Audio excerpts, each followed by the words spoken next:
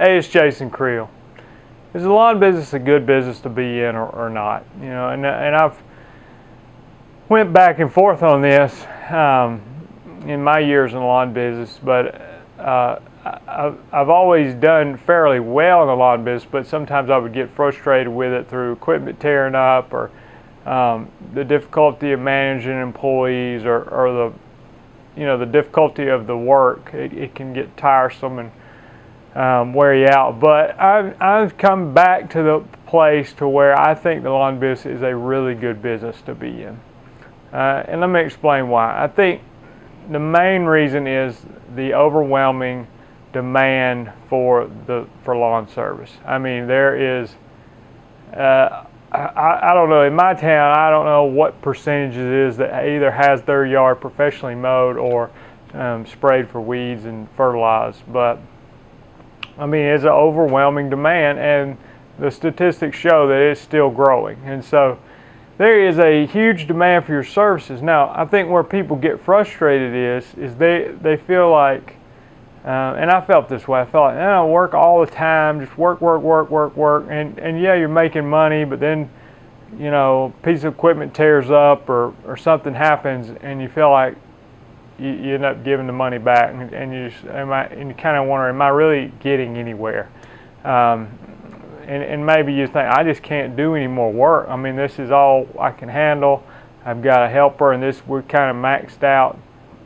And that's, that is part of it. I think there's two solutions, and I've touched on this before, but basically, one, I think the key is there are different segments of people, customers out there. Some customers just want the cheapest thing they can get, and I'm just saying, what you have to learn to say no to those customers.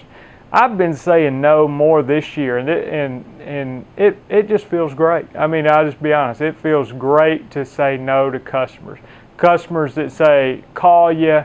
I had a guy recently, he called me, he said, I mean, this is in July, calls me and says, hey, will you come give me a quote? I need my lawn mowed. I said, sure, I'll be glad to. And he wanted to meet me at the house because he didn't live there anymore. I said, okay, I'll meet you. And he said, can you meet me at some time? I said, well, I'm going to be out working. It'll be in that ballpark of time, but I can't, I'm not going to make an appointment. But anyway, I said, but I'll meet you there. He said, well, let me just go ahead and warn you. The front yard is pretty bad. I said, well, when's the last time it's been cut? He said, well, it's been cut one time in June. I said, do you tell me that's the only time it's been cut the whole year? I mean, here in Alabama, we start cutting grass in March or at least by April. Sometimes March. He's saying the grass had been cut one time the whole year in June. I said, I'm not interested in this yard, And you try to be polite, you're not trying to offend anybody. He said, you don't do it? I said, no, not really. And I have zero regrets on those kind of things. I mean, and I have a buddy in the lawn business, and he gets calls all the time, and I get calls all the time. People want something for nothing. I mean, not nothing, but basically minimum payment. Can I get my grass cut once a month? I know you said you was going to charge $50, but would you do it for $40? Can you skip this week and come back next week? It hadn't grown that much. Tell those people no, get rid of them, move on. Unless it's your first year and you're just desperate. And like I said, I'm in my first year in a new area, and so I'm taking on some business that I probably wouldn't in the future. But once you're established, don't even, what I'm saying is I don't even return phone calls sometimes to people like that. You can almost sense it in their voice if they're looking for 12 quotes to have their yard mowed. I don't even, what I'm saying is don't waste your time on a segment of customers who really does not care if your business is successful or not. They're wanting what they want done at the absolute cheapest price in spite of you. That's not the customers you can really build a lawn care business off of. But believe me, there are plenty of people out there who will pay more for quality service. Now this may be a challenge if you're brand new in the business, but once you get established, and you need to establish yourself as quickly as possible where you're not desperate for business, where once you have a customer base built up, you won't feel so much pressure to say yes to everybody.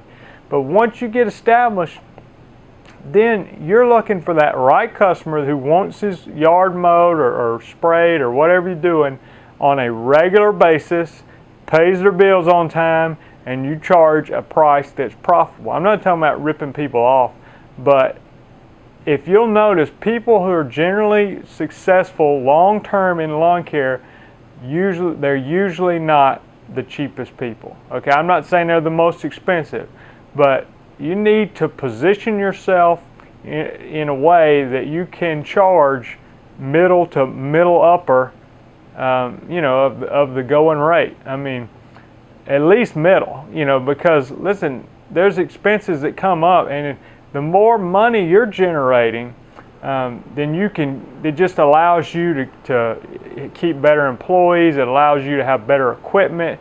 Whatever you need to do to market your business better, to continue to gain, an advantage and make the money it takes to run a business. And so a lot of people out there have no idea how to run a business. It's not their fault, but that's what I'm saying is they have zero interest in the success of your lawn business. They simply want what they want at the cheapest price possible.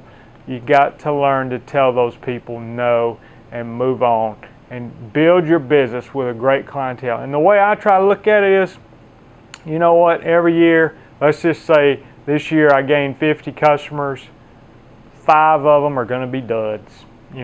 Sure enough, duds. Try to take advantage of me. Maybe one of them doesn't pay me. The other 4 want me to skip their yard every so often because they're just whatever the reason, or you got to always haggle them to get the money from them because they don't pay on time.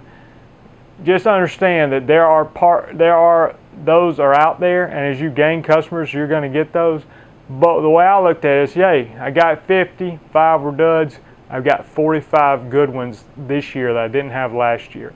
You pick up 45 good ones next year, you weed out the bad ones as fast as possible, and before long you start building a clientele that these are good customers, they pay on time, and that's what you can build a successful business with. So anyway, the lawn business is a good business, but you go out there trying to be the cheapest person or just trying to you're your own boss is the point. And if you let all your customers boss you around, then no, lawn business is not a good business, and I don't know one that would. So use your freedom. Thanks. Bye.